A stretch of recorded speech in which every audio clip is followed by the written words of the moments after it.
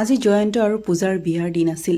জয়ন্ত বিয়াৰ হোমৰ গুৰিত বহি পূজালৈ বাট চাই ৰৈছিল।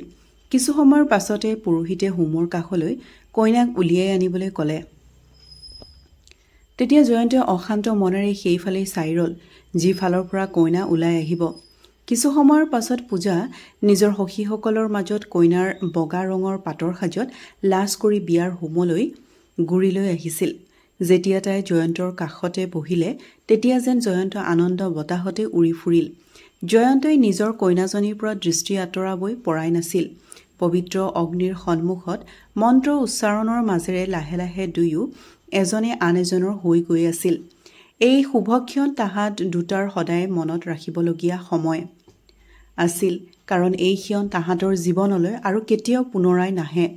সেইবাবে দুয়োৱে সেই পবিত্ৰ সময়কণ আনন্দেৰে উপভোগ কৰিছিল।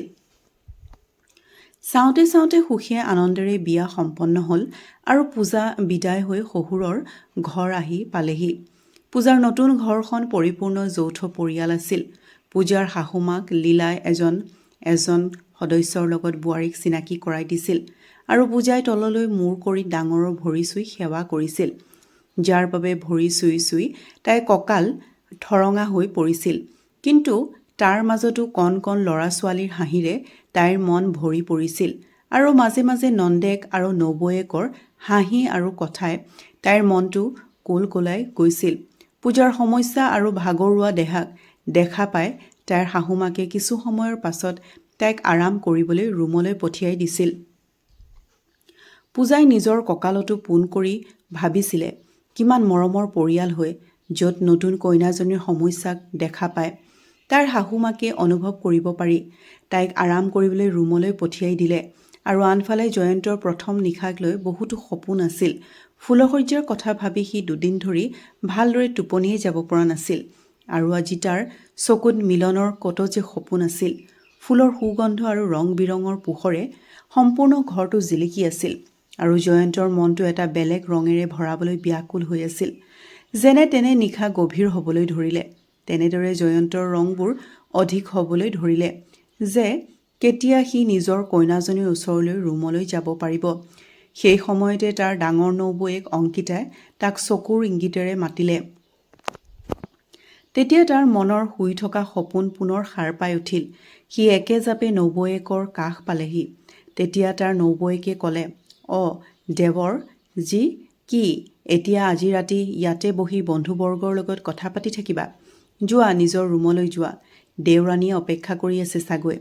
জয়ন্তই হাঁহি মাৰি আগবাঢ়িব লওঁতেই নবৌৱেকে তাক বাধা দি ক'লে, এতিয়াইনো ইমান সোনকালে কিয়? মোৰ বস্তুটো ক'ত? আপুনি মোলৈ একো উপহাৰ নাই অনানি? জয়ন্তই মূৰটো খজুৱাই লৈ ক'লে, নবৌ, উপহাৰৰ কথা আমি কাইলৈ পুৱা পাতিব নোৱাৰিমনে? এতিয়া মোক ৰুমলৈ যাব দিয়ক না, মোৰ বহুত এলাহ লাগিছে। নবৌৱেকে ধেমালি সুৰেৰে ক'লে, মই ভালদৰেই জানিছোঁ আপোনাৰ কেনে এলাহ লাগিছে। পোনে পোনে উপহাৰৰ উলিয়াই মোৰ হাতত দিয়া, তাৰ পিছত যোৱা তুমি তোমাৰ নিজৰ ৰুমলৈ। তেতিয়া তোমাক কোনে বাধা দিব? জয়ন্তই হাঁহি মাৰি সুধিলে, কি লাগিব আপোনাক? নবৌৱেকে ক'লে, মই কি উপহাৰ বিচাৰি ল'ম নেকি? সেয়াতো অন্তৰেৰে দিয়া বস্তুহে। জয়ন্তই মুখখন ফুলাই ক'লে আৰু অন্তৰে তাকে নকয় যদি নবৌৱেকে মিছা খং দেখুৱাই চকু ডাঙৰ কৰি ক'লে, এয়া আকৌ কেনে কথা হ'ল? এয়াতো সকলোবোৰ তোমাৰ বাহানাই হয়। জয়ন্তই লাহে কৰি ক'লে, নবৌ, মই উপহাৰ আনিবলৈ পাহৰিয়ে গ'লোঁ। এতিয়া কি কৰোঁ? নবৌৱেকে হাঁহি মাৰি ক'লে, এতিয়া যেতিয়া সকলোৱে মোক সুধিব যে দেৱৰে কি দিলে, তেতিয়া মই সকলোকে কি উত্তৰ দিম? উপহাৰটো তুমি দিবই লাগিব। জয়ন্তই হাঁহি মাৰি কুৰ্তাৰ জেপৰ পৰা এটা সৰু বাকচ উলিয়াই নবৌৱেকৰ হাতত দিলে। অংকিতাই হাঁহি মাৰি ক'লে, মানে তুমি উপহাৰ আনিছিলা? তথাপিতো ইমান সময়লৈকে মোৰ লগত ধেমালি কৰি আছিলা? জয়ন্তই হাঁহি মাৰি ক'লে, মোৰ মৰমৰ নবৌ, ধেমালি কৰাটো মোৰ অধিকাৰ আছে। নবৌৱেকে ষ্টাইলত হাঁহি মাৰি ক'লে, চাই লোৱা দেৱৰ, তোমাৰ এই ধেমালি তোমাৰ ওপৰতে যাতে ওলোটাই নপৰে। এনেকৈয়ে অংকিতাই হাঁহি মাৰি তাৰ পৰা আঁতৰি গ'লগৈ আৰু মুখত হাঁহি লৈ জয়ন্ত নিজৰ ৰুমলৈ আগবাঢ়ি গ'ল। সি যেতিয়াই ৰুমত গৈ পালেগৈ, তেতিয়া সি দেখা পালে তাৰ কইনাজনী বগা পাটৰ সাজত দীঘল উৰণি লৈ বিচনাত বহি আছিল। সম্পূৰ্ণ ৰুমটো ফুলেৰে সজাই তোলা হৈছিল। বিচনাখনত ফুলৰ পাহি দিয়া হৈছিল। জয়ন্তই দুৱাৰখন বন্ধ কৰি দিলে। সি প্ৰেমৰ সাগৰত বিলীন হ'বলৈ অশান্ত হৈ উঠিল। নতুন কইনাৰ যৌৱনৰ সৌন্দৰ্যৰ মৰম পাবলৈ সি ব্যাকুল হৈ পৰিল। তাৰ শৰীৰটোৱে মৰম পাবলৈ প্ৰস্তুত হৈ উঠিছিল। সি আগলৈ আহি কইনাৰ ওচৰত বিচনাখনতে বহোঁতেই কিন্তু এয়া কি? বিচনাখনত বহোঁতেই বিচনা চাদৰৰ তলৰ পৰা কিছু মাত আহিল। জয়ন্তৰ আচৰিত ধৰণৰ অনুভৱ হ'ল। কি জাপ মাৰি উঠি সি থিয় হ'ল আৰু জয়ন্তই বিচনা চাদৰ আঁতৰাই দেখা পালে বিচনা চাদৰৰ তলত পাপৰ ৰখা হৈছিল। এই সকলোবোৰ দেখা পাই জয়ন্ত আচৰিত হ'ল আৰু জোৰেৰে চিঞৰি মাৰি ক'লে, এয়া কাৰ কাণ্ড? জয়ন্তৰ চিঞৰ শুনি ৰুমৰ বাহিৰৰ পৰা হাঁহিৰ মাত আহিল। জয়ন্তই বেয়া পাই দুৱাৰ খুলিলত ৰুমৰ বাহিৰত তেতিয়া পৰিয়ালৰ বহু সদস্যই মুখত হাত ৰাখি হাঁহি আছিল। জয়ন্তই খঙেৰে কিবা ক'ব লওঁতেই তাৰ পৰা সকলো হাঁহি মাৰি আঁতৰি গ'ল। জয়ন্তই মুখৰ ভিতৰতে কিবা কয়, পুনৰ দুৱাৰ বন্ধ কৰি দিলে আৰু পুনৰ ৰুমলৈ সোমাই আহিল। তাৰ পাছত অলপ লাজ কৰি নিজৰ নকইনাজনীক ক'লে, শুনাচোন, তুমি অলপ সময় তললৈ নামি দিয়াচোন, মই এই সকলোবোৰ ঠিক কৰি দিওঁ। তাৰ কইনাজনীয়ে মৌন হৈ দীঘল উৰণি লৈ বিচনাখনৰ তলত এটা কোণাত থিয় হৈ দিয়ে। জয়ন্তই মনে মনে এনে ধেমালি কৰাজনক গালি খপনি দি সকলো পাপৰ আঁতৰাই সম্পূৰ্ণ বিচনাখন চাফা কৰি দিলে আৰু আলমাৰীৰ পৰা এখন নতুন বিচনা চাদৰ উলিয়াই বিচনাখনত পাৰি সি তাৰ নতুন কইনাজনীক ক'লে, এতিয়া আহা, বহাহি। এই মোৰ ঘৰৰ সদস্যবোৰো বহুত উৎপতীয়া হয়। চোৱাচোন তোমাৰ লগতো এয়া কি কৰিছে? তাৰ কইনাজনীয়ে একোকেই নক'লে, কেৱল মোৰ ল'ৰাই সহযোগ কৰিলে। তাৰ পাছত আকৌ এবাৰ জয়ন্তৰ সপোনবোৰ জাগি উঠিছিল। সি লাহে কৰি পূজাৰ কাষতেই বহিল আৰু তাইৰ বাবে অনা উপহাৰটো উলিয়াই লৈ ক'লে, এনেতো তোমাৰ সৌন্দৰ্যৰ আগত এয়া উপহাৰ সেমেকাই হয়। তথাপিতো মোৰ ফালৰ পৰা আমাৰ জীৱনৰ প্ৰথম নিশাৰ তোমাৰ বাবে এটি সৰু উপহাৰ লৈ আনিছোঁ। আজিৰ পৰা আমাৰ জীৱনৰ এক নতুন আৰম্ভণি হ'ব আৰু মই বহুত ভাগ্যৱান হয় যে মোক এই বাটত ইমান ধুনীয়া জীৱন সংগী তোমাক পালোঁ। জয়ন্তৰ অন্তৰখন হাহাকাৰ কৰি উঠিছিল। সি হাতখন আগবঢ়াই নিজৰ নতুন কইনাজনীক উৰণি আঁতৰাবলৈ বিচাৰিলে। তেতিয়া কইনাই নিজৰ মুখখন অলপ পিছুৱাই লৈ গ'ল। তাই এনে কৰাত জয়ন্তই ভাবিলে, তাই মোৰ পৰা লাজ কৰিছে। সি হাঁহি মাৰিলে। তাৰ পিছত পুনৰ উৰণি আঁতৰাবলৈ চেষ্টা কৰিলে। ২-৩বাৰ প্ৰয়াস কৰাৰ পাছত শেষত জয়ন্তই নিজৰ নকইনাজনীৰ উৰণিখন আঁতৰাই দিলে। কিন্তু এয়া কি?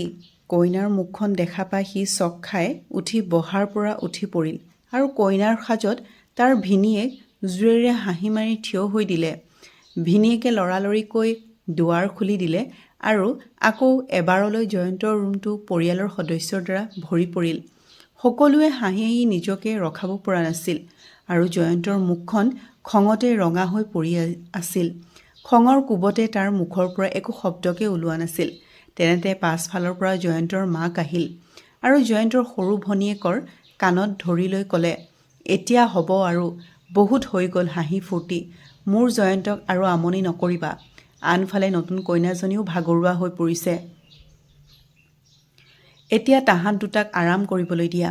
মাকক দেখা পাই সকলোৰে হাঁহি ফূৰ্তি শান্ত হ'ল আৰু জয়ন্তৰ নবৌৱেকে ক'লে, দেৱৰ, তুমি খং নকৰিবা, আমি তোমাৰ অৰিজিনেল কইনাজনীক লৈ আনিছোঁ। এয়া কৈয়ে সকলোবোৰে লাহে লাহে ৰুমৰ পৰা ওলাই আহিল। কিছু সময়ৰ পাছতে জয়ন্তৰ নবৌৱেকে পূজাক ৰুমলৈ লৈ আহিলে। পূজা কইনাৰ সাজত ঢাক খাই আছিল আৰু তাই দীঘল কৰি উৰণি লৈ আছিল। জয়ন্তই নবৌৱেকৰ ফালে সন্দেহ ভৰা চকুৰে চালে। তেতিয়া নবৌৱেকে খিলখিলাই হাঁহি মাৰি ক'লে, দেৱৰ, এইবাৰ আমি নকলি কইনা নাই অনা, এয়া চাই লোৱা। এনেকৈয়ে নবৌৱেকে পূজাৰ উৰণিখন আঁতৰাই দিলে আৰু পূজা লাজ কৰি তললৈ মূৰ কৰিলে। নবৌৱেকে নকইনাক ৰুমত থলে আৰু জয়ন্তক জোকাৰি ক'লে, পুৱা সোনকালে উঠি যাব আকৌ। তাৰ পাছত নিজৰ আঁচলেৰে মুখত হেঁচা দি হাঁহি মাৰি ৰুমৰ পৰা বাহিৰত ওলাই আহিল। জয়ন্তই বহাৰ পৰা উঠি ৰুমৰ দুৱাৰ বন্ধ কৰি দিলে। সেই হাঁহি ফূৰ্তিৰ মাজত তাৰ মূৰটো একেবাৰে গৰম হৈ পৰিল। কিন্তু ৰুমত পূজাৰ উপস্থিতিয়ে যাদুৰ দৰে কাম কৰিলে আৰু পুনৰ জয়ন্তই ফুলশয্যাৰ নিশাৰ আনন্দক অনুভৱ কৰিলে আৰু সি লাহে কৰি পূজাৰ হাতত ধৰি তাইক বিচনাত বহুৱাই দিলে। তাৰ পাছত দুয়োৱে এজনে আন এজনৰ উপহাৰ দিলে আৰু বহুতো কথা পাতিলে আৰু কথা পাতি থাকোঁতে এজনে আন এজনত বিলীন হৈ পৰিল। দুয়োৱে একো গমেই নাপালে। জয়ন্ত আৰু পূজাৰ বাবে সেই নিশা এক স্মৰণীয় নিশা হৈ পৰিছিল। বন্ধু বান্ধৱীসকল, কাহিনীটো শুনি কেনেকুৱা পালে কমেণ্ট কৰি জনাব। ভাল লাগিলে এটা লাইক কৰি দিব আৰু মোৰ চেনেলটো এতিয়ালৈকে আপোনালোকে ছাবস্ক্ৰাইব কৰা নাই প্লিজ মোৰ চেনেলটো ছাবস্ক্ৰাইব কৰি দিব। আজিলৈ আহোঁ, ধন্যবাদ।